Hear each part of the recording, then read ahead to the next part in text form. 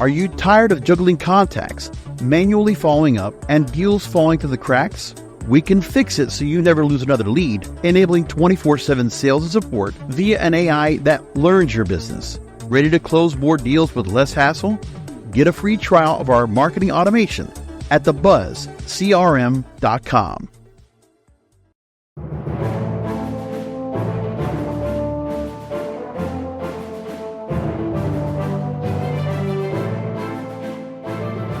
Hey everyone, welcome to Webcology on WMR.fm.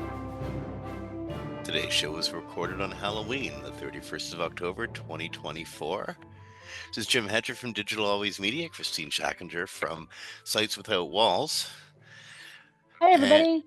And we have, I don't know, you can make the scary metaphors for, because it's a Halloween show, but it's actually kind of a scary show for a lot of different people.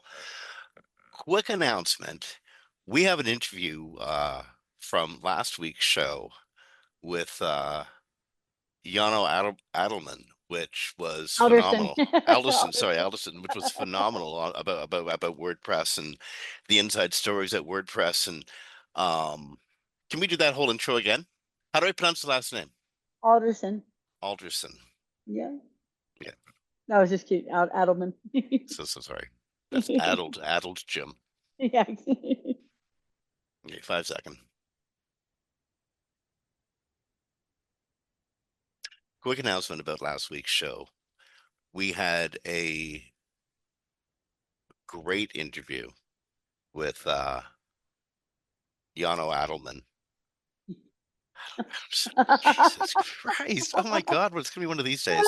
I've never done this before, gotten in a weird loop like this. 5 seconds. Thank you for putting that there. Yeah. A quick note about last week's show.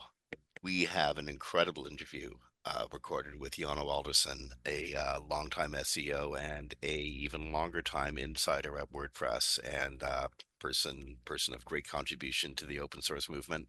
We had technical difficulties uploading it to our server. It's going to be up in the next day or so. Apologies to Jano and apologies to people who were looking forward to that interview. I swear to God, it's still absolutely relevant given that WordPress, given Matt's interview with TechCrunch yesterday, and just the whole rest of the WordPress silliness. You'll want to hear this interview. It's still great, but that's not the scary thing. The scary thing is it's Google's changed. I think the change has happened. It's irreversible. It's a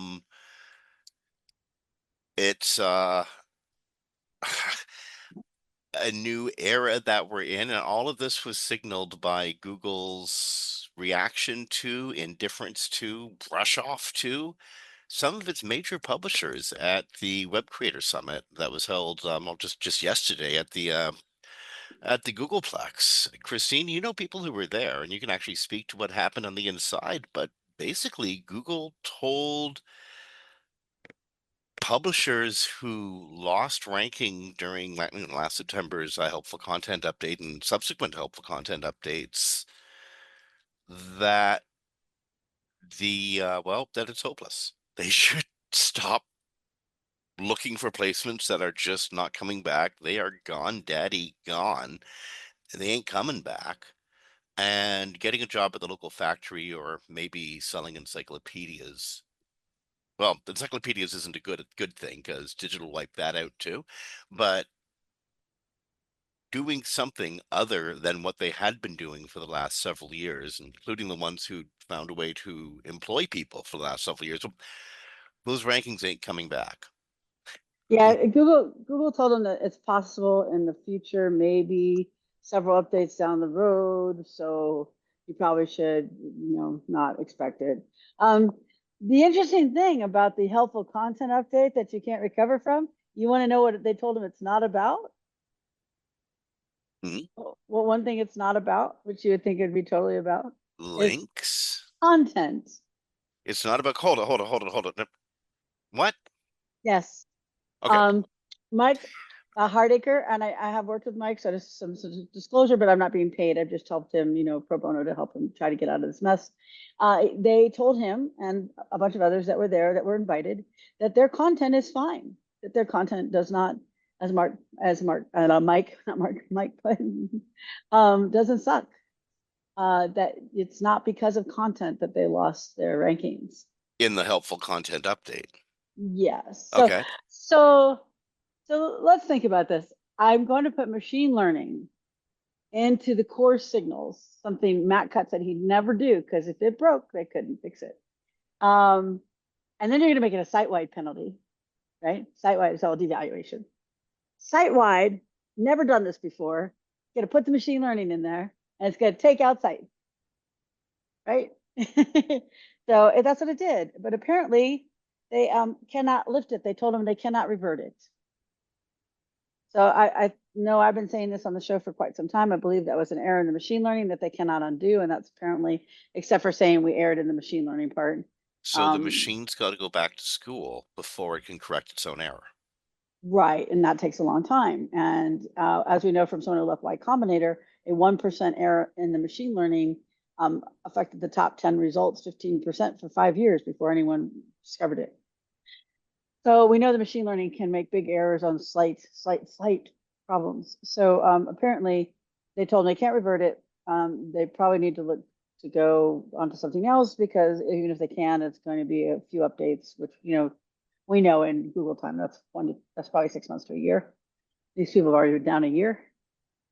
They said Danny Sullivan is who they talked to, and also Pandu Nayak, and both were very, very nice. They felt very badly, but I mean, you know, they had to pay their own way to get there. Well, indeed, but Yeah. the hotel rooms in Mountain View aren't cheap. No, it's like you annihilated their sites. You told them it's not their content, and then you won't even give them a flight to the summit so you can learn about what's mistake. Because that's what they're doing, right? My opinion. It's my opinion, but they want them at these summits. This is the second or third one, so they can figure out what sites they hit that they shouldn't have because they've identified these people as not having any content issues, right? And then they invite them in, and then they have these day-long summits with them, and they talk. They're getting their stuff out, you know, airing out their feelings. They probably think this will probably help protect them from the lawsuit, but also they're getting information, and they don't offer to fly them there. Like, it's just kind of a little unbelievable to me at this point that these are very, very small. For people who are listening, these aren't big enterprise sites. These aren't even medium-sized sites. These are, I mean, they may have in size, they may be medium-sized, but I mean, these are not businesses where they have a bunch of people and a bunch of reserves and a bunch of other revenue streams. These are like mostly solo entrepreneurs. Well, spent no, years. they made their money on advertising or Yeah, well, sponsorships, and that some came from did. traffic. Some did. I have 50% that I collected that didn't have any advertising at all. They got paid through product, like they were, you know, product placement. So yeah, so there's solo entrepreneurs lost their sites, and I'm sorry we forgot to put this in the grid, and I should have, and you may not know about it, so I'll try to throw this on you. But there is something Roger Monti wrote this week, and it was about something called compression. It's a compression algorithm, and I it saw that. I read that. Okay, so it compresses everything in the page, right? And I haven't gotten into it enough to know exactly how it does everything it does. So basically, by doing this compression technique, it finds out if there's all these similarities and similarities with other sites and things like that. And then they label it as low quality or spam. Well, these sites very much mirror regular affiliate sites. They use similar templates and themes. And they get their advice from the same people, but they're not spam affiliate sites. But I don't know this for a fact, but my guess from looking at everything I've looked at is it's likely that Google trained on manual action spam, which includes a lot of affiliate sites. And because these people use the same kind of templates, the same page designs, and their page designs aren't normal website designs. They're like blog posts, like pages of just blog posts to lead to blog posts, right? And I think this very much may be involved. We don't know what's involved, but it definitely, if it's involved, another process that's similar could definitely mistake a spam site for a regular site if they're using this process. And what the developer said was, I think it works better than anything else, which is what they said about neural matching. And when they amped up neural matching, we know that Google search results got really bad. Okay. So anyway, I'm going a little bit tangent, but that's my theory. Check us out though. Check us out though. In that tangent and in this conversation, people listening might have gotten a couple of clues on not necessarily what's happening, but what they themselves might do next in these circumstances. Here's something that we know. Google is Google understands that its Google, recent interpretations of search results are off base. It gets it. It doesn't know what to do about it exactly because it's using technologies it can't roll back. There is no going back to September 15th version of the algorithm or the search results, because it's like a headless site. That version never actually existed. It is made up on the fly. Using a bunch of machine learning. You can't roll back on that. You can only send the machine back to school. We right. can infer from that the machines are going to start learning again. You said something earlier off air that I found really interesting. You postulated, what if somebody just put up a new site under a new domain and you know, got back all their old links again and just made the old site again and started adding good content to it. Google's relearning stuff. What do you think? Is there a chance for those people, someone who does that? Yeah, my only caveat is when we had Penguin and people would move to a new site and Google could determine that it was your site, they would devalue it again in like 2 to 3 months after you put it up. But those are people that were literally buying links or were using spammy techniques. These people have already been told their content's good by Google, right? These ones that went to the summit. Their content is good. So the one thing we have to know, if their content is good, can they transfer the content to a new site and do through on redirects on their old domains links to the new site? Because otherwise, if you've been up for 15 years, you're not replacing those links and getting the same rankings Yeah, for a indeed. long time. If we can do those two things, we can find out those two things for Google. Google, if you're listening, please tell us, can they transfer their content and redirect their links if their site content is good, and then start over with a new domain?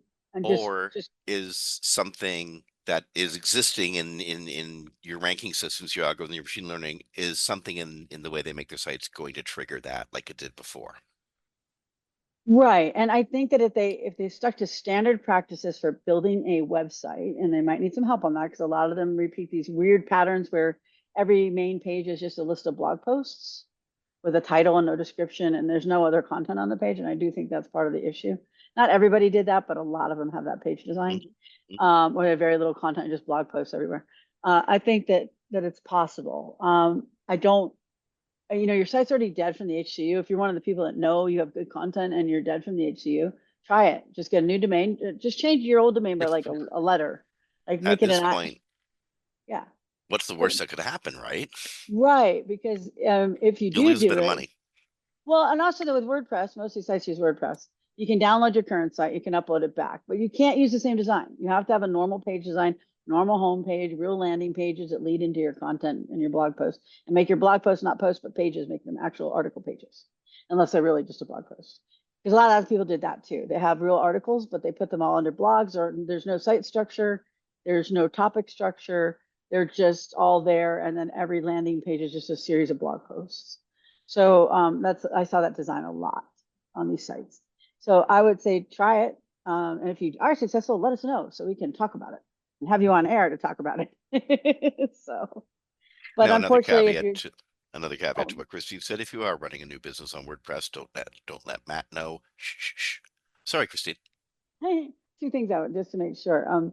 When you have the HCU, make sure it's the HCU. I had 10 people come to me who thought it was the HCU help content update, and it was a core update. The core update ran before and after the HCU of September last year.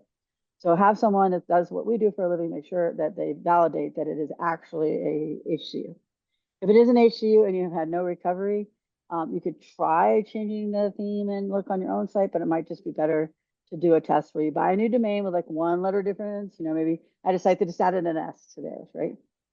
This is for something else I couldn't get out of, but and then you make the new domain, download your WordPress, re-upload it, do a new theme with a real page, page landing pages, real homepage, real structure, and then see what happens. Redirect your links from the old site to the new site. It's possible they can transfer the devaluation, but I don't think they will because I think they've killed it. The site-wide one, because they said they were going to move it. We have no evidence that it moved, because if it had moved from a site-wide to a page level, you would have seen pages recover. Some At least that's recoveries, clear. indeed. Yes, and we saw no pages recover like that, no significant pages. So we know it didn't move, and I think they probably killed it because Danny said it moved on in a different form. And when I talked to one of the people that went to the summit, he said something like that there again. So it's not in the new core signals in the form that it was before. In fact, it's probably not there at all. So yeah, so that's the best thing we can tell you right now.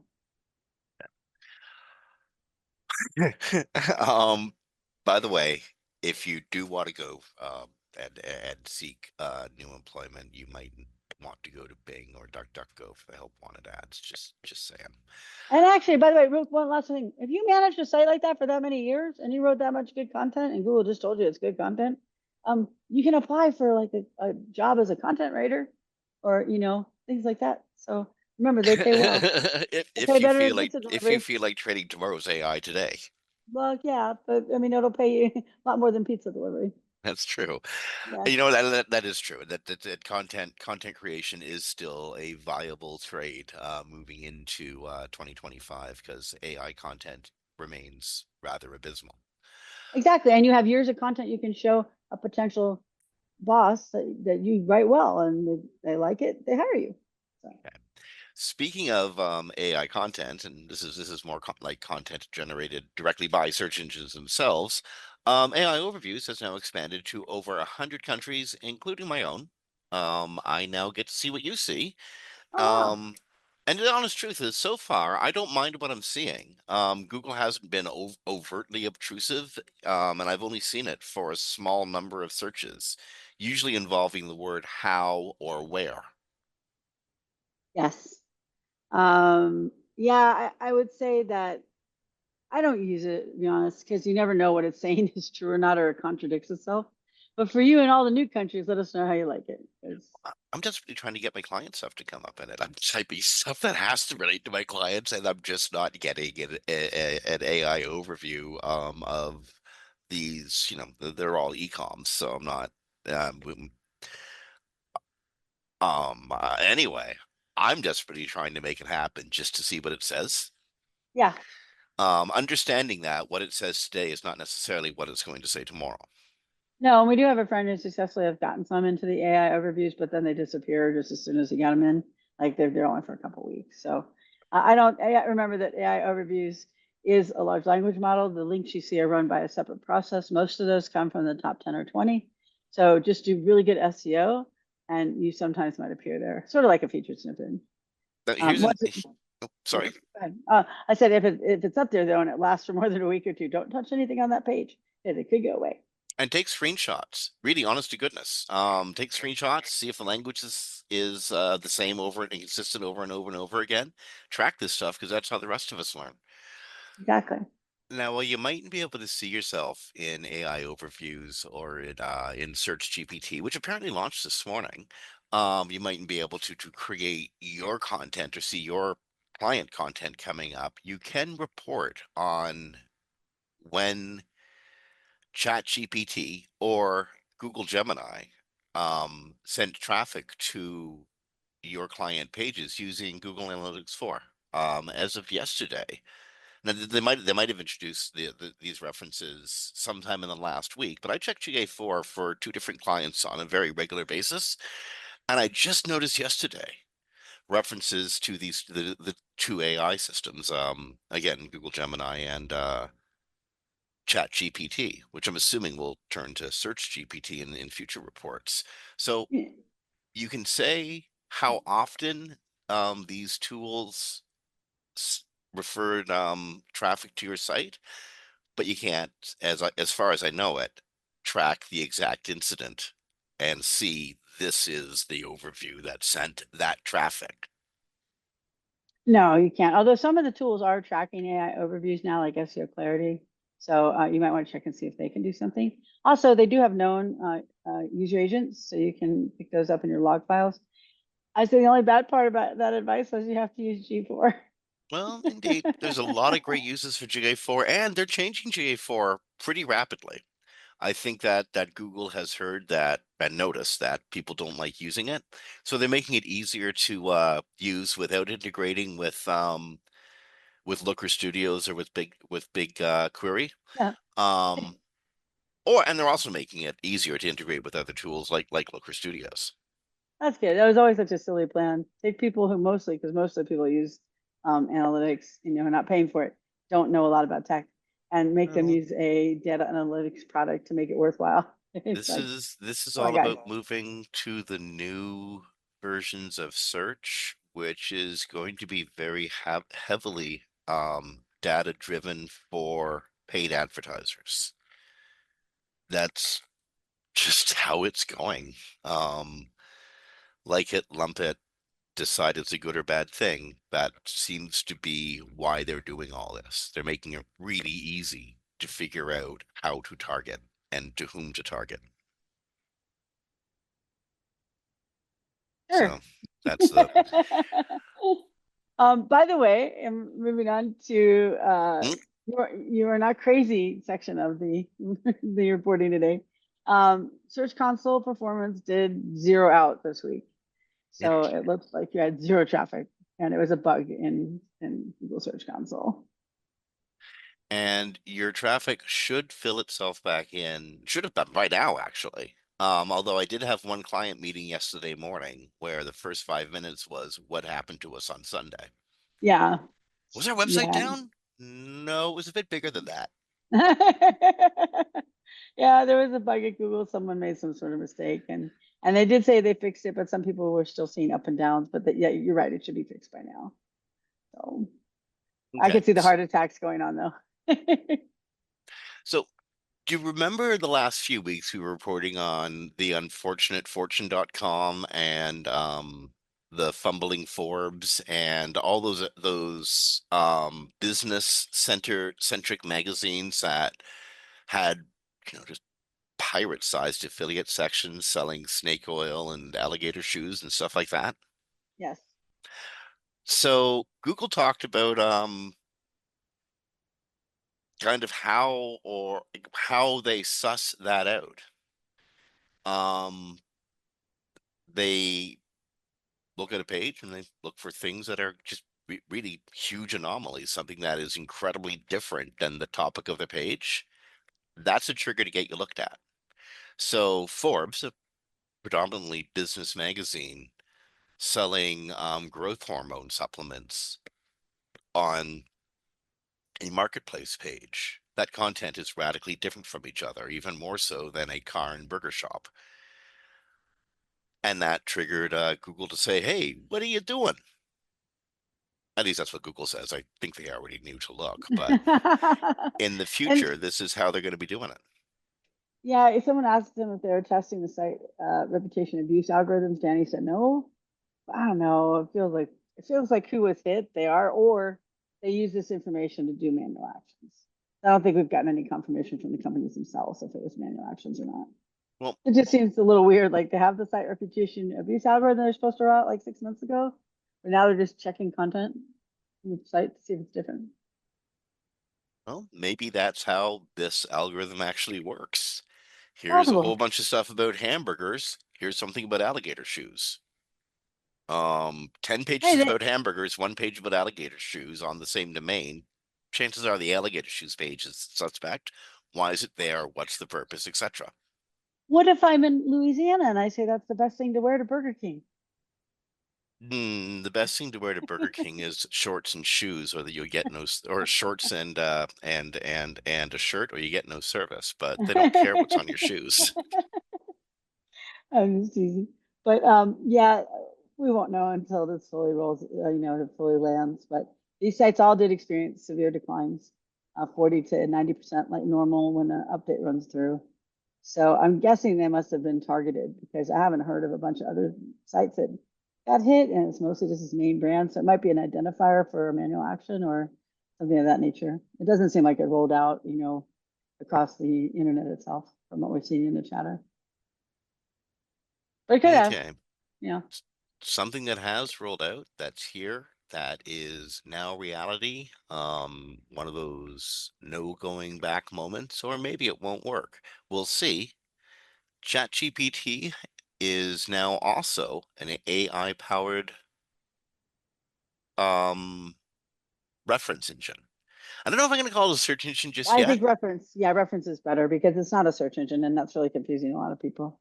Um, I haven't used it yet. I haven't had time to do a search with it. In fact, I'm rushing to write a mega report that needs to be done by the end of the day today. Oh my God, I hate end of month. And I don't know what the output of Chat GPT or Search GPT looks like yet. There may well be 10 blue links that I can follow that give me a, relative choice in the information I pursue, or they may just tell me stuff. I don't know yet. I'm looking forward to seeing what it returns and how it works. But this is definitely a Rubicon that's been crossed, and I don't know if there's any going back from it. Well, they did say that they're running, and there's an image in the Verge article about it. It's running citations on the right side. So basically, it's pulling up. Well, I can't say pulling up. We gotta stop saying pulling up. It's not search engine. It's not information retrieval. But they do have sites listed on the right, and then some links inside. The art. I just don't. At that point, I don't know what the purpose of it is. To be honest, like I don't. I guess it's just me. I'm just a geek. I like to learn. I like to rabbit hole. I like to learn what I learn and then the link to what they learned from, not a summary and then 10 random links. So What I'm seeing in the Verge article is a basically a how-to query. yeah. And the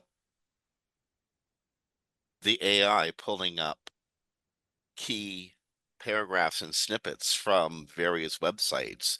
This has something to do with this aspect of gardening. This has something to do with that aspect of gardening, etc.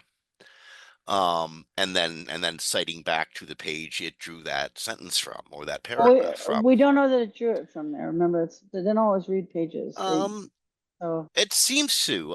In the example here, it lists two different websites: the Spruce, and Family Handyman. And at least the Spruce, in their quotes, come up in the same order as the citations. Don't know if you can infer that yeah, I where think we that need to really know goes, more. but yeah, We we need need to to know a know. lot more. We need to know more. And I'm trying to, they say that everyone has access, but I tried while we're talking and I can't get to it. So, but we'll see. It's just, the thing is, like, if you use like Bing Copilot, it's using Bing to search to bring back the citations, but it could be doing that with the Verge. Sorry, the OpenAI search could actually just be using Bing. And I do believe I read that in the early articles. They suspected that's what they're going to be using. And in that case, the links on the site are from a search engine, but ChatGPT itself is not a search engine. So it's still summarizing. It still could be wrong with what it puts into what it writes because it's not a perfect tool. It's still a probability predictive word model. So it's seeing the URL and it's seeing the text and it's trying to, summarize it by repeating what it learns from its training. But it's still not, it's not going to always be right. It's going to often probably be wrong. So just be careful when you use it that you're not just copying content out of there. So, Yeah, for yeah. what it's worth, one could argue the same about, search algorithms. Maybe something No, was set weird. Maybe, maybe it's no. looking for the wrong connections between documents. But you know it. You just look at the results and you go, that's not what I was looking for. This is writing a document and telling you this is right. And it's from everything that we showed you on the right-hand side. And it may be accurate, but also may be very wrong To, because it's to, still using predictive text. to go back to a bastardization of our favorite example, even the dumbest web user knows that you don't use nails to affix pineapple to pizza or Glue, crazy glue, yeah. for that Um, matter. but not everyone knows don't drink your own urine to cure kidney stones, which was another famous one. So anyway, we'll see what happens. I don't think we know enough. It was just released. There's not a lot written The about it yet. worse the medicine tastes, the better it works. Everyone knows that, Christine. But Google certainly knows that. Look you what it did to know, those poor publishers. there's someone who did it. There's someone who drank their urine thinking it was the right thing to do. And I find it very amusing. I don't know Yeah. why, but I do. Um, Big one pizza though. It was from an 11-year-old's post on Reddit, and at least he said use non-toxic glue like Elmer's. Anyway, we'll see. We'll have more to report in the near future, but it is live. It does give you sites on the right, which are most likely being pulled from Bing search engine, and co-processes called Orchestrator and Prometheus. And then you're getting the summary in GPT. so if you were Bill Gates's personal assistant or I don't know, say the current CEO of Microsoft, how would you approach them with this kind of Sanji, I got some good news and some bad news. Or Bill, I got good news and bad news here. OpenAI has been amazing for growth. Like, oh my goodness, like I can't tell you. People actually know we exist. We've gone from like 2% to like 4% of the market. Like that's we doubled in size for It's real, very true too. Those are real numbers. but it's cost us 13 billion. No, no, I mean billion. No, I mean 13. Yeah. What do you mean? And What Christmas bonus? What? Yeah. So how would you tell them? you might, I don't know, yeah, start with everyone likes Copilot, and then lead with, but we lost 1.5 billion. um, yeah, so they're losing a lot of money on OpenAI. OpenAI is But losing it's money. making them grow like a weed. Well, I don't know, weed, but Well, that's what they're maybe smoking after they see their financial statements. maybe a semi-happy dandelion. You know, but anyway, yeah. The Microsoft financial disclosures came out, and this is from GeekWire. Microsoft's financial disclosures show how OpenAI is fueling growth and taking a toll on their profits. Their profits are down because they're spending so much money into OpenAI and losing money. OpenAI is going to lose money as well this year. So far, that's all they've done so far. Is OpenAI is going to lose 5 billion. A lot of money, I think, right? 5 billion is a lot of money, right? Quite a I bit. mean, we're talking the trillions these days, right? So, like, yeah. Well, And their profits are gonna be 25 billion, Microsoft, but their OpenAI investments are causing them to lose a decent portion of that profit. but I'm also looking at reports from both Microsoft, well, Bing advertising and Google advertising, showing revenues up 18% for Bing and 10% for Google. Um, both incredible increases quarter over quarter for ad revenues. And a lot of this is driven by not necessarily AI content, but AI placement of advertisements and mucking around with cost per click and such. Yeah, but we know that from the DOJ documents, making search worse makes Google more money because people give up and they just click the ads. Uh, I don't, so we don't know the Well, reasons that they're up, and I Google search has been honest to getting goodness, I don't think it's just that. I think it's that Google is using AI to calculate what ad is the most profitable in what place, and they are coming up possibly, yeah. with advertising schemes that algorithms couldn't possibly come up with quickly enough. They're They've they're also they're making money on the fly and making profit on the fly. Didn't they also add it to new spaces like Discover is 1 in 4 Google Lens searches have commercial intent, and so their ads, which is advertisements there. I think they added new places where they're doing ads. Sundar is saying that Gemini API calls things are giving them a lot of money, 2 billion monthly users for Can API imagine. calls, token volume, consumer usage, business adoption. So they're all growing. And then he talked about their AI advancements, but he didn't mention definitely growth link to that. And then YouTube's combined ad and subscription revenue for the past 4 quarters surpassed 50 billion. And their cloud business had grown from up 35%. So So, losing 13 billion on ChatGPT and seeing ChatGPT project a $5 billion annual loss. When you're looking at ad revenues measured in the tens of billions, kind of balances itself out after a while, right? But it's a good thing Google's making all this money because they're going to need it.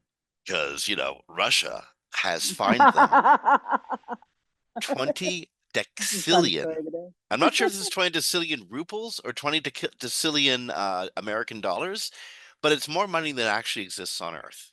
It says US 20 decillion, 33 zeros. 33 zeros. Write that out. So 33 zeros. Yeah. this is because Google decided to block pro-Russian channels on YouTube and the insults to Russia and to the Russian pro-Russian YouTubers is such that punitively Google needs to be kicked in the nads badly. Yeah, it does. It amounts to 20 trillion dollars. That and every day that they don't unblock these sites, Russia is going to find them more. It's a silly suit because obviously they can't enforce that, and they can never pay more money than Well, is with I existing don't know, in with the ad world. revenues up 10% quarter after quarter, it's kind of like, think of it like a student loan, like an American Yeah. student loan, Google. You'll be paying forever, and maybe you'll never even touch the principal, but you will be keeping a major economy afloat just through your participation, and that's commendable in and of itself, don't you think? So the Russian court has demanded, this is from NBC News. A Russian court has demanded Google pay a number so large that even the Kremlin conceded to NBC News on Thursday. There's more a symbolic gesture than a summit. It soon expects to bolster its war funds. So yeah, so yeah, good luck, Russia. Also, Okay. they're allowed to block whoever they want to block. So there's no law against it unless they're doing it for, reasons protected by our Constitution, and they are not. So Well, at least some of the big tech houses are trying to um and it's pretty hard to say given that YouTube is one of the most pro-Nazi broadcast channels that's ever existed. Um we have stories in front of us about Meta or Facebook making up pro-Trump militia pages, and Elon Musk's X.com uh working to fix the election on Trump's behalf quite overtly. I'm not sure which story I want to cover. As far as I'm concerned, it's the same story with two different no, protagonists I think it's doing a little bit different different. things. It is, it isn't. Yeah, It's two major. Meta. It's the two largest communications networks on Earth colluding to fix the election for people who have overtly said they are fascist. Yes, that is very true. I just think the Same story is story, just different methods. yeah, it's a little bit different. I think people do need to know what each is doing. On the Meta one, because I was shocked. I did not know this, and I feel I'm fairly well informed on these things, especially because we do the show every week. But I don't know if you know, Jim, but we've had things like paper ballots lit on fire in ballot boxes here. It's There have horrible. been there people showed up with intent to harm people at polling places already. Yeah. So yeah, so Meta is not. We all know Meta doesn't pull. Like you get a notice in Meta, like you got a warning, and you're like, I posted a picture of peaches and babies. What are you talking about? I've reported groups that are so racist that they had nooses around people of color's necks in the photos in the group, and it was not pulled down. But they apparently not only not pulling this stuff down for these right wing militias who are threatening the election, they're generating the pages. They're auto generating the pages. And I don't have a good answer in this article that we have on why that would be.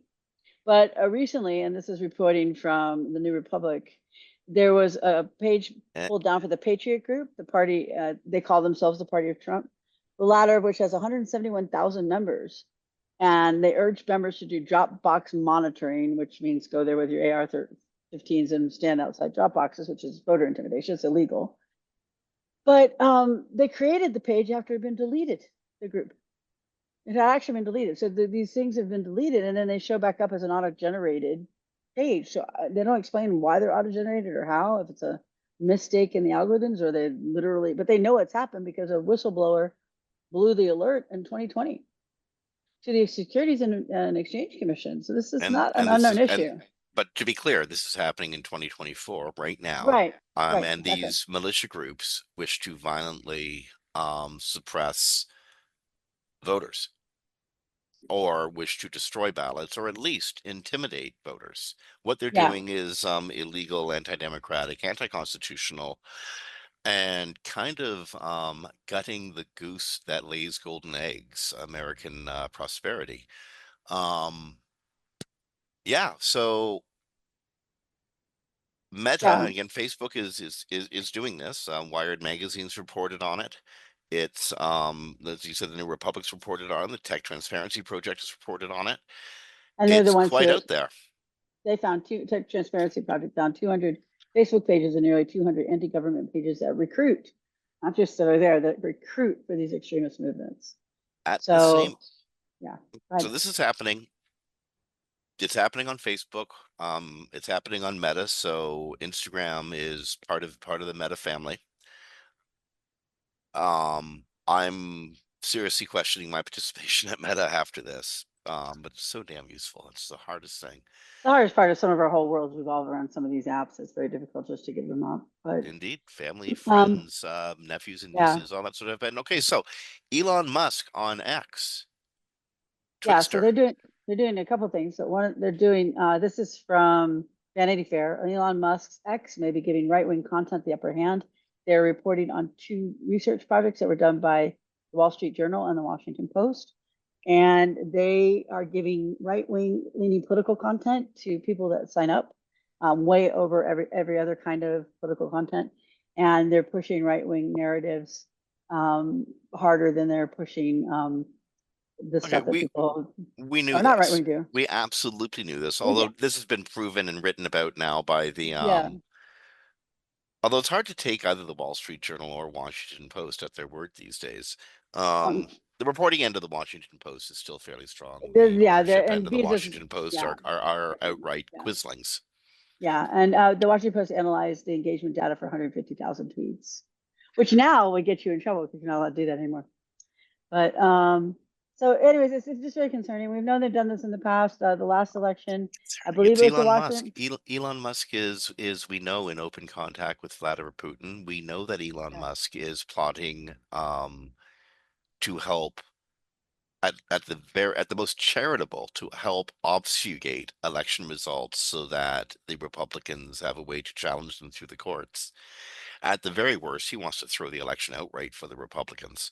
Yeah, it's why I bought Twitter in the Um, first place. and he's doing So it overtly. He's doing it straight out overtly. So I mean, it's just hard to report on this without rolling your eyes and going, "Of course they're doing it." That it's still allowed to happen is for the rest of the world watching the greatest democracy that ever existed be torn apart by the 2 largest communications platforms that ever existed yeah, is and they're stunning, truly and stunning.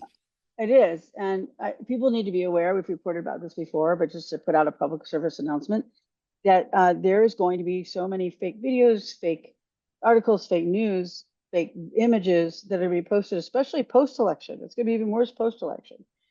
So just to anybody, if we get this out before the election and the election day, make sure you check all your voting information with your Secretary of State, nowhere else. That is the authority. And after the election, there's going to be a lot of, I can't say the word for fear of not showing up on Apple, but let's just say duckery going on afterwards. And you have to check everything. Like there's a video of supposedly Democrats ripping up Republican ballots. That was a fake video. There's a video supposedly of Waltz abusing a teenage or under his care. That was a fake video. So completely fake. There's nothing real about any of those 2 videos. So just be very careful and make sure you get your information from the right sources. And there's also a new report about X using community notes. I will fair disclosure, I have been part of community notes for at least 2.5 to 3 years. It was called Birdwatch when it started. And it's a great idea. You are given these list of posts that are problematic and you put in a note saying the fact check. And then if it surfaces, it shows on Twitter. We're going to call it Twitter. I'm never going to call it X. And it shows there to show you that they've said something that's incorrect. The problem is with community notes is that they showed on this recent study they did, Center for Countering Digital Hate. I'm tripping over my tongue today. They were not displayed on 209 out of 283 posts deemed misleading, or 74%. And the reason for this is, and I can tell you this because I was there when the decision was made in a Discord that a few of us are in, that they made it so your post just didn't get up there by other people rating it as good, but someone that didn't agree with you most of the time had to rate it as good. So the people that are like, the clouds are blue, the clouds are white and the sky is blue, and you could have 1,000 people say that, but if you don't get enough people on the other side that usually say the clouds are made of bubble gum and the sky is So the pink. flat earthers can vote you down every time. Yes, and we have a problem with weaponization. So he greatly, he removed, we don't call, there's supposedly someone still in charge of the program. We didn't even know that. The Discord we're in, there's nobody left from Twitter in there. There's like one person that occasionally pops in. We used to have like a team of people in there, like 5 to 7 people, and we daily discussed how we could make the algorithms better, how they were working, how they weren't working, what they could do. Okay, We but get it's not in X's or Twixter's interest in any way to empower the Community Notes well, program, because you're working a counter purpose to what Elon Musk bought the machine for. right, and So the only fair thing. so it's over for you guys. I mean, you can No, keep doing what it's you're still there. doing, but you don't control the algorithm that brings up the stories, and you most certainly don't control the algorithm that attaches your notes to stories. That's Right, what you and just said, right? yes, and it requires enough people that don't believe like you normally, So won't rate like you basically, don't it's normally. Yeah. unless you're willing to get people to go in and throw those conversations, or pose as the red team, so to speak, you're hooped. Well, You and know, the other thing is no one's vetted. So we have a lot of people in there right now who are from the extreme right wing who try yeah. to put disinformation. Now, because we don't agree with their posts and we write them down, they hardly ever get through. But the point is, they aren't in there, and they're there to try to get disinformation through on the community note, which does have authority. But that's Or why the to community notes is so ineffective, and that's why Musk needs an actual team of people to handle this, which he fired 2 years ago. So the team of people that handle disinformation are no longer there. The research isn't there. He always tells people community notes can do it. We're like, no, we can't. We can't do, no, there's not enough of us, and the disinformation Well, has and to get again, through this it's arduous process. absolutely not in his interest to No, empower of course, yes. fact checkers on his platform, because his platform is now basically a home for liars, flat earthers, anti-choicers, and outright Nazis. Yes, and the thing is, like, community notes are very effective when one appears. The problem is Indeed. they appear very late on. The story could already have like 1 million views, And and yeah, and again, it doesn't matter anymore. That's the whole point, right. because the person who doesn't want you there controls whether you're there or not, and they don't want you there. It's not you, nothing personal, but No, no, no. I'm that surprised. communications platform has been completely and 100% subverted. It's irredeemable because it wants to be irredeemable. Yes, the Mark Cuban has threatened to buy it. Maybe he will. Anyway, Okay, so yeah. if you've been concentrating on Core Web Vitals and you've seen big drops in your ranking, okay, how to say that? Let me rephrase that. If you've seen big Yeah, drops in your rankings and you're tempted to look at the effect of Core Web Vitals, according to John Mueller at Google, that's probably not it. He's probably right about this. Core mm, Web Vitals on their own isn't enough to send you into a tailspin, but mm, Flaky Core Web Vitals is a foundation. How to say this? Strong Core Web Vitals is a foundation of the website. If the foundation's cracked, then you might have a problem. But in and of itself, that's more of an all things being equal. We're going to look at Core Web Vitals and see which is the better. Um, he's probably right, but Core Web Vitals are a lot more important than Google makes them out to be. mm, You're yeah, because disagreeing. Okay. yes, okay. The devil's in the details, as always with John, right? Hmm. Okay, so Core Vitals, I work with these all the time for site recovery from core updates. Huge factor, massive factor in a core update devaluation. I've only fixed that sometimes before the next one rolls out, and they get all the traffic back. We also see that and not just me, somebody else has done some research on this, published this week, that when you see a client put a heavy ad load on and the core web vitals start to go down, you see the same drop in pages and traffic. So if like 30% of the core vital pages drop, you also see about a 30% drop in your traffic. And Well, it's very seriously, fast. straight up, like take a It's look like 48 at largest hours. take a look at largest contentful paint. If that's the biggest block of content that Google's got to deal with before the website becomes visible or functional. If that's all just like big, massive JavaScript that Google's got to figure out and unwind like spaghetti and stuff, that's absolutely going to affect whether Google like looks at the site again and again and again. Yeah, it does have an effect. So it may not be in the page experience ranking system, its role may not be that large, but core of vitals themselves do have massive effects when we see in the realm of core updates devaluations and devaluations on your site because you suddenly put a whole bunch of junk on it. And we see those are really quick, and they check the core vitals every day. So if they're checking the core vitals every day, and in 48 hours, you'll see a 30% decline. And I've seen this on a client. It happened 4 times because every time I cleaned up their site, they put all the ads back on their site. And someone else just had that same experience, just wrote an article about it. So yeah, you have to be careful. When John says core vitals are important, all he's talking about is you're not going to get a huge ranking boost just because you fix your core vitals. But if you're under a devaluation, you will. If you've been losing traffic, you do want to look at that because it's very possible that that is a big part of the issue.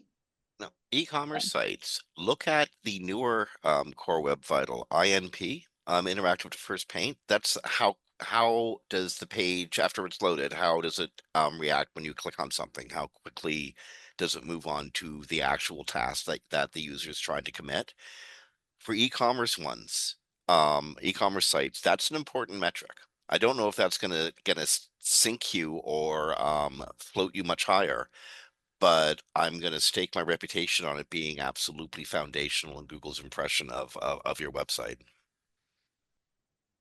Yeah, definitely. It's something that you got to really take the devil in the details with John. He's just talking about how it works in the page experience ranking system and getting boosts simply for fixing it when your site doesn't have a devaluation issue.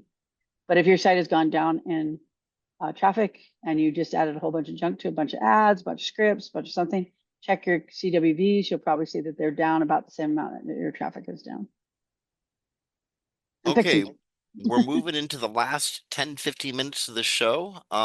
We'll make it. I know. Oh, we're absolutely going to make it.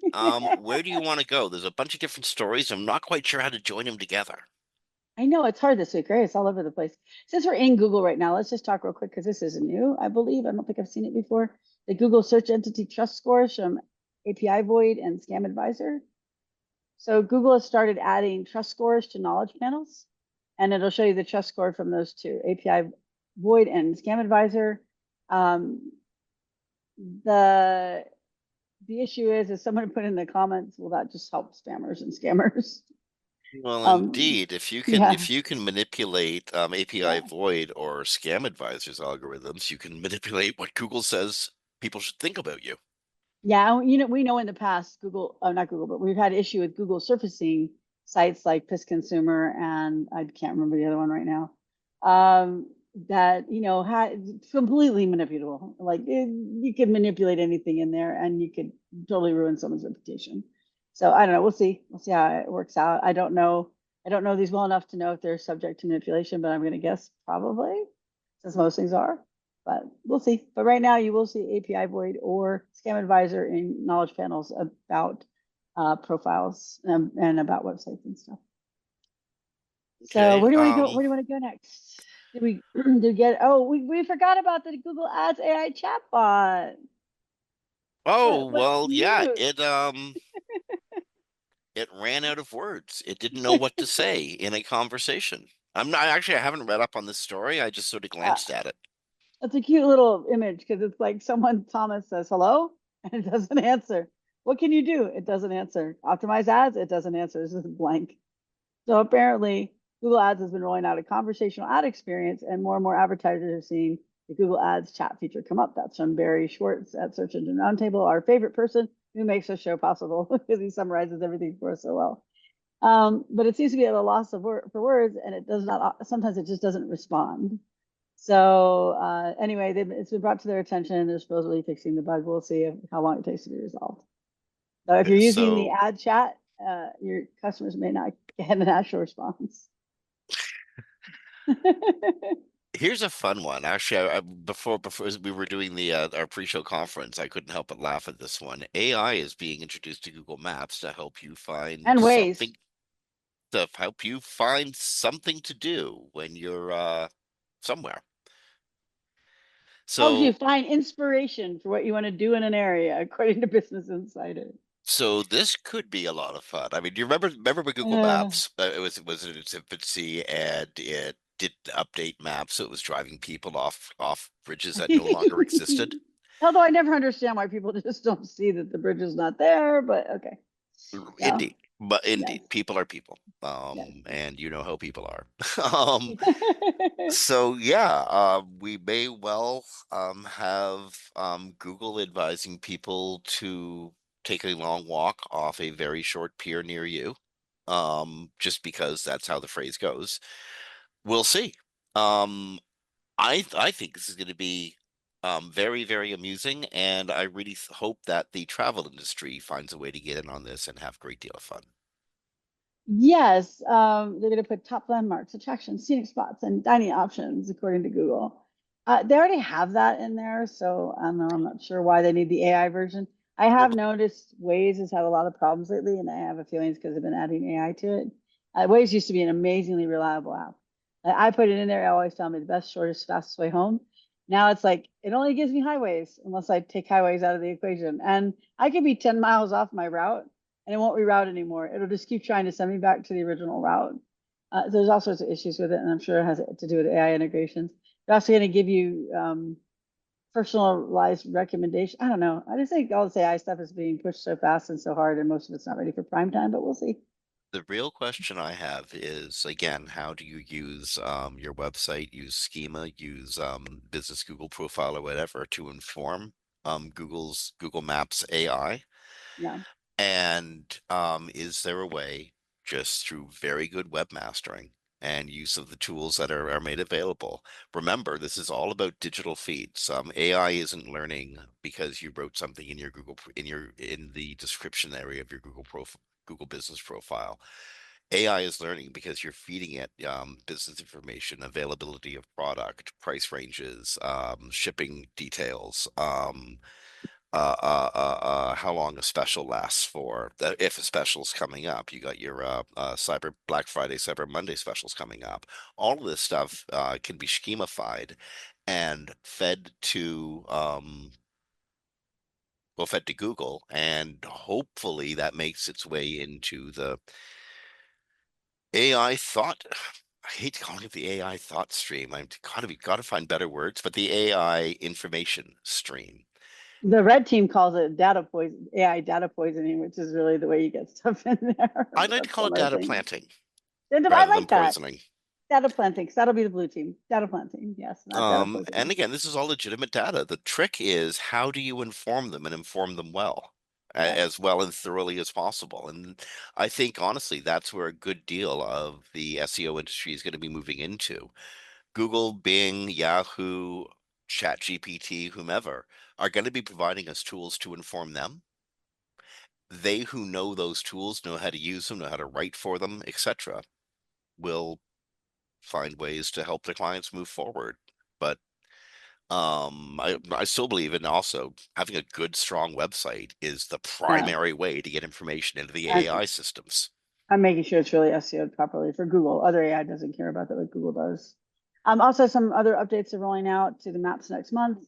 Enhanced navigation features like lane and crosswalk displays. They're also going to be able to see and report weather disruptions like flooding and low visibility roads. That's huge here. No And then, doubt. yeah, and arrival guidance that shows nearby parking lots and walking directions. Waze already does most of this, but apparently it's all coming to Maps next month.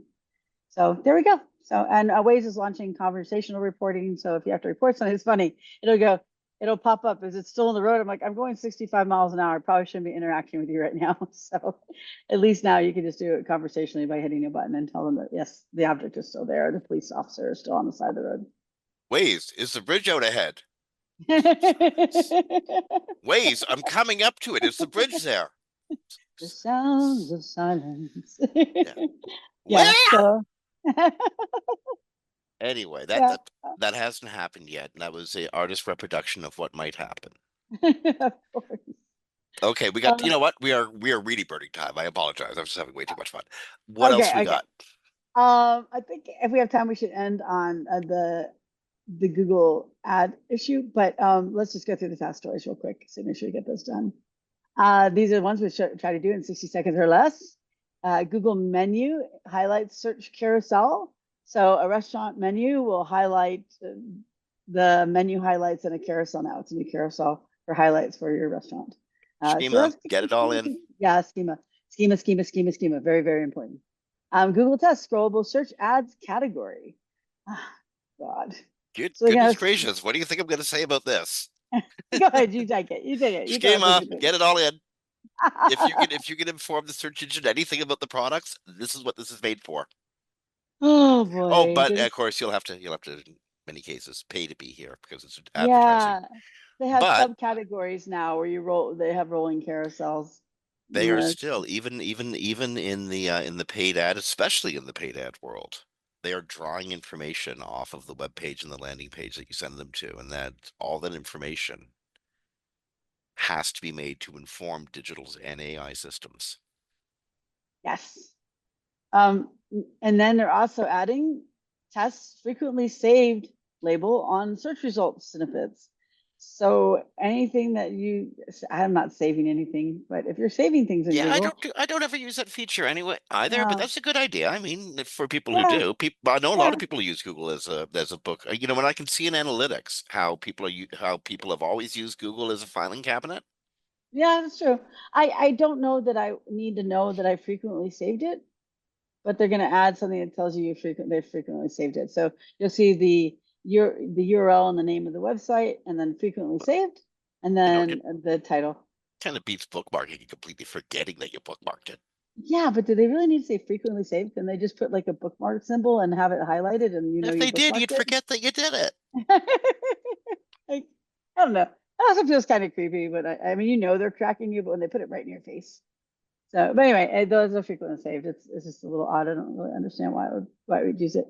Google is adding information and has updated its documentation on URL structure, favicon, and Google Trends. So Google added new search documentation on Google Trends while also making small updates to the URL structure, best practices documentation, and favicons documentation. I just said that, but it said it better in the article by Barry.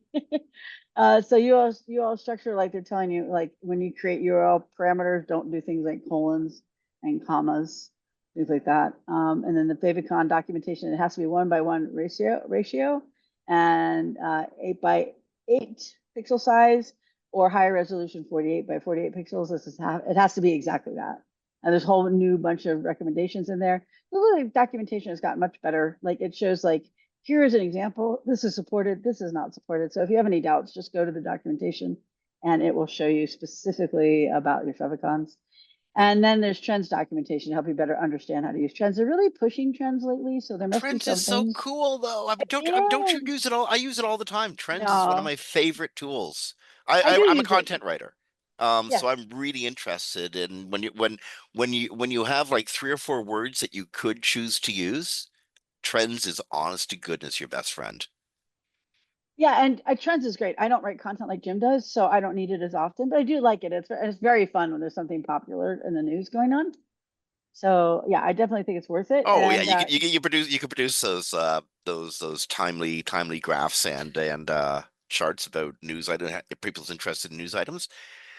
But I'm serious. If you're looking to figure out what direction you want to go with your content or what words you want to choose, you know you want to get like synonyms to keyword phrases in there. You don't want to use the direct phrase. You want to use as many variations. Google yes. Trends is so freaking cool.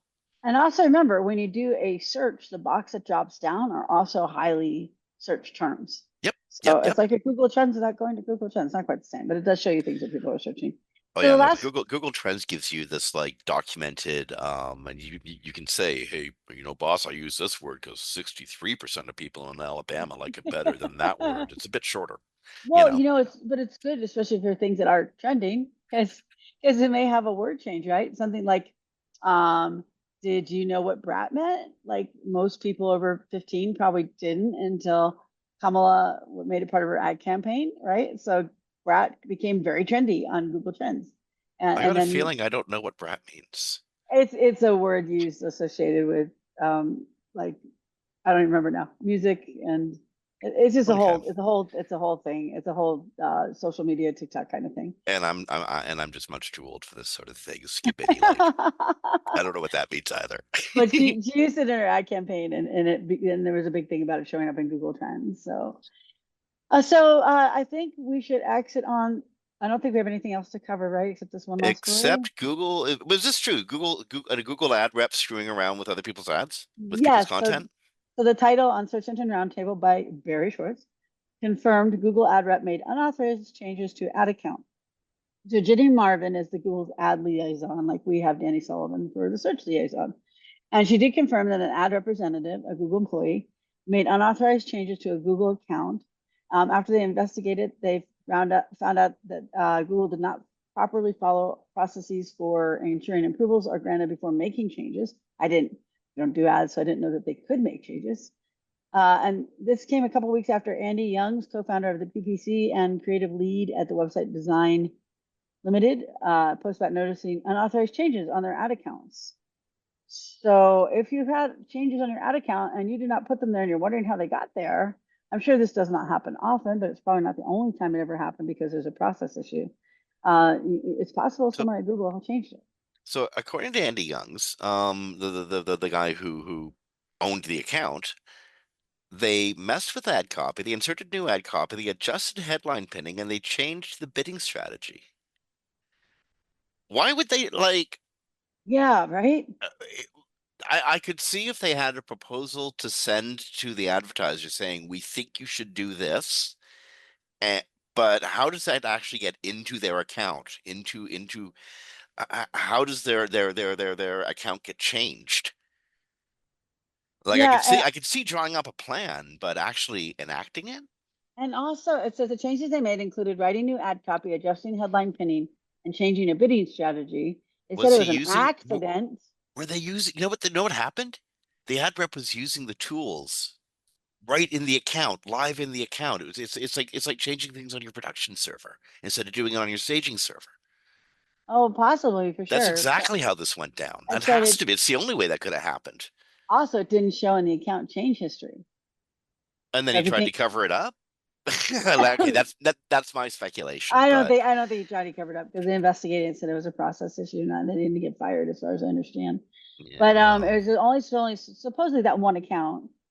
According to Drew Cannon, asked how many other accounts were affected and if they'd be notified. And they said it was only one account. How do you? but I it was guess a you're right. process issue. Yeah, and it's an accident. On your I one accidentally account. changed. These are people who have apparently 9,000 new AdWords of one sort or another, unique ads made every second. And this was a process mistake on this one account this one time. Yeah, I Okay, don't believe it. Do you believe it? I don't believe that. It's one time. that works for me. Sure, why not? There we Sure, go. why not? So I guess they call it "You're Not Crazy" edition. This is really happening. Maybe that's the edition. This show. So you're not crazy if you did see anything like this ever happen, it wouldn't show up in your account history. Contact Ginny Marvin. She is the ads liaison, and tell her about it because right now they think it's just happened this one time. At least that's what they're saying. And so if it's happened more than once, they need to know. So, But of course, we need to know first, yes. just for fun and giggles. No, contact Google as quickly as possible. This is like having your credit card boosted. Don't inform the media first. Inform Google first, and then tell Google you're about to inform the media.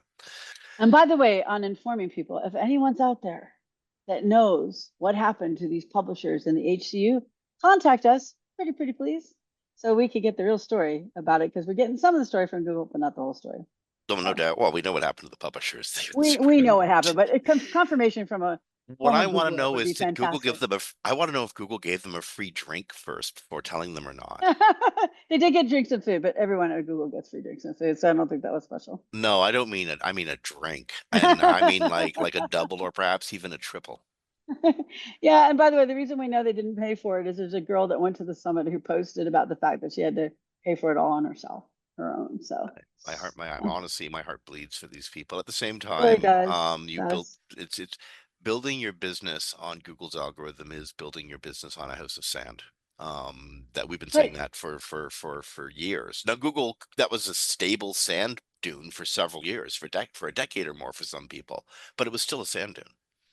I will also say that there's no algorithm that's ever run that or when I worked with Dave, the former co-host on the show, could not recover a site from if the owner did what we told them.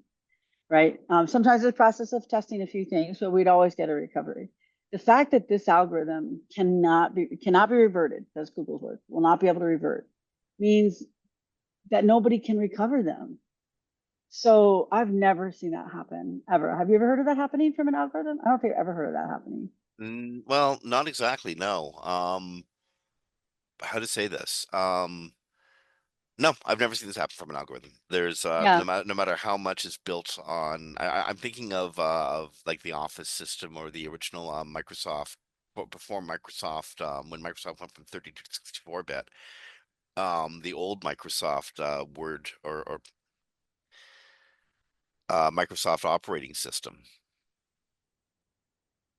Windows. Thank you. I was losing my thoughts there.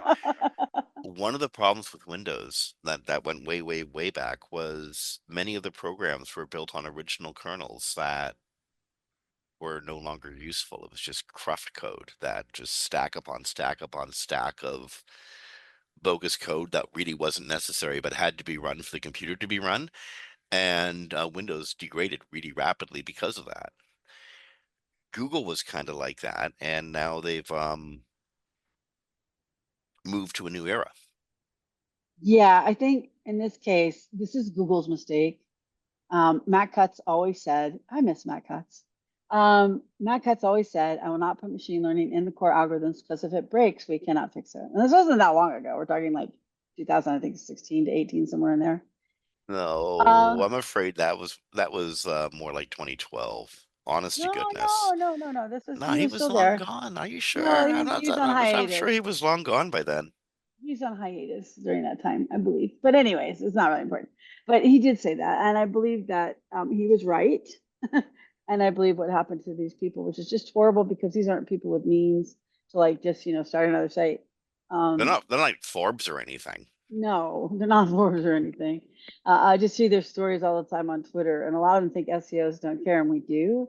The problem is we can't help them because, as I thought, it's a machine learning algorithm got stuck and they can't revert it, they can't undo it, and they may be We able to sometime in the we future, did but it help could them. be. We We gave did. them I a did. secret trick. We gave them a secret trick halfway through this show.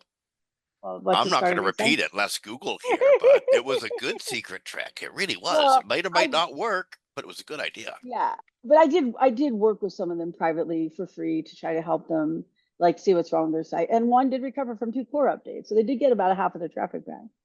But I'm just saying that I just think what Google did here is just I thought Penguin was the worst thing they ever did when it's 2 years between updates. And these people are languishing for 2 years, and if they move their site, the penalty followed them. Oh, devaluation. I shouldn't say penalty, but I've never seen anything like this. And the reason you can always recover a site from an algorithm update that you failed at is because sites went up and sites went down. Since sites went up, there's a way to go back up. You just have to figure out what the algorithm is measuring.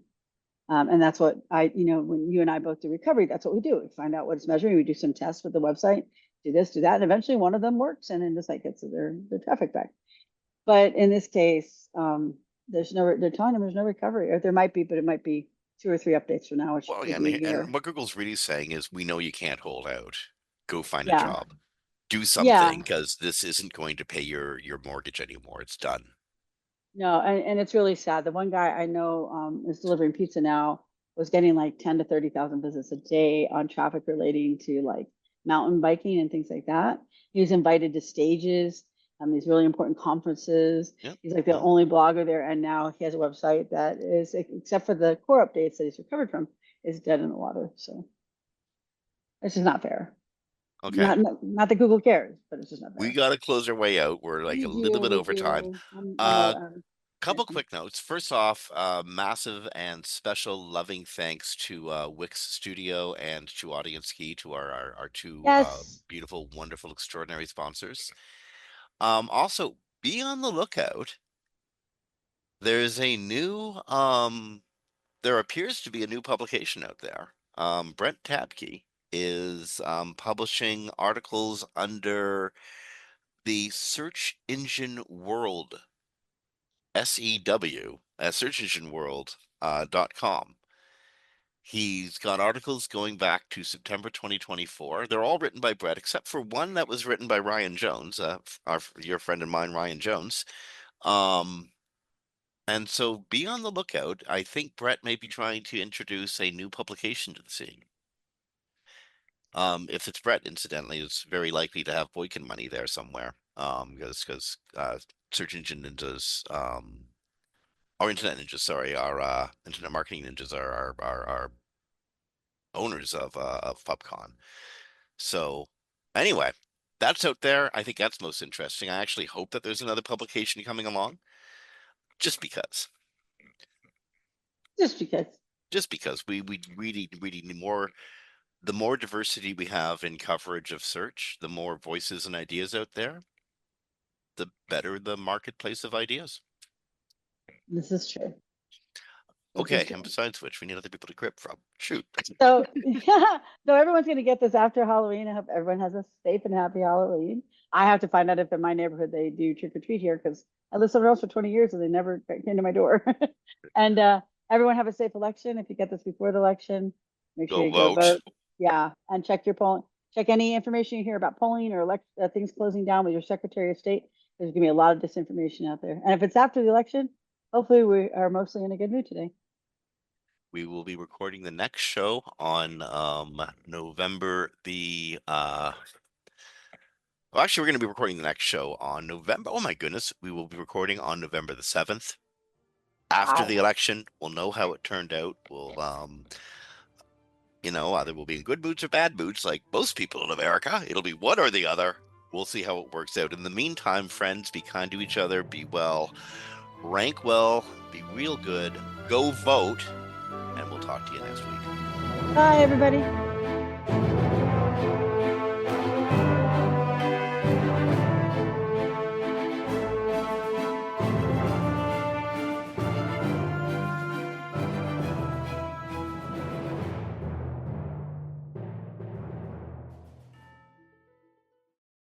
Are you tired of juggling contacts, manually following up, and deals falling through the cracks? We can fix it so you never lose another lead, enabling 24/7 sales and support via an AI that learns your business. Ready to close more deals with less hassle? Get a free trial of our marketing automation at thebuzzcrm.com.